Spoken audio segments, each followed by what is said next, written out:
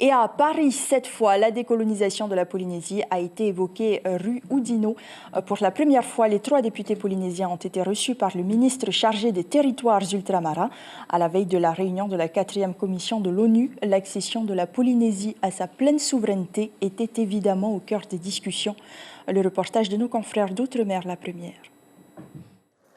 Première fois que ces élus polynésiens sont reçus par le ministre depuis sa prise de poste.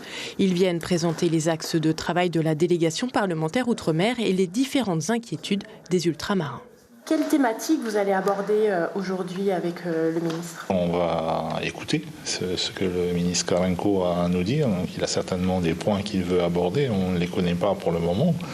Je suppose qu'il sera question d'économie, de social, mais aussi d'évolution institutionnelle. Statut institutionnel pour la Polynésie, une question cruciale. En 2013, l'archipel a été inscrit sur la liste des Nations Unies des pays à décoloniser. À l'époque, la France parle d'ingérence et opte depuis pour la politique de la chaise vide. À la 4e commission, celle traitant des sujets relatifs à la décolonisation. Cette commission se réunit dans quelques jours à New York. Ces élus, tous indépendantistes, y participeront pour évoquer le cas polynésien. Si le sujet de la décolonisation est tabou depuis 10 ans, cette rencontre avec le ministre montre des signes d'ouverture.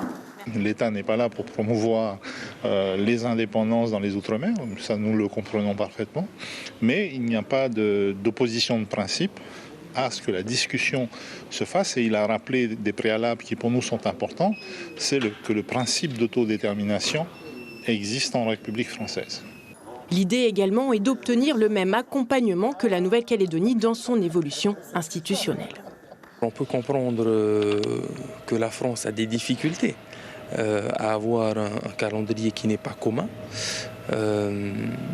Évidemment, nous avons des revendications qui sont similaires au peuple kanak et à cet ensemble calédonienne. En tout cas, nous allons faire en sorte de convaincre pour avoir le même objectif. Cette réunion d'1 heure et demie a permis d'ouvrir un dialogue sur un éventuel processus de décolonisation. Reste à voir quelle attitude adoptera la France à l'ONU la semaine prochaine. L'information en continu sur Polynésie la première, Internet et réseaux sociaux.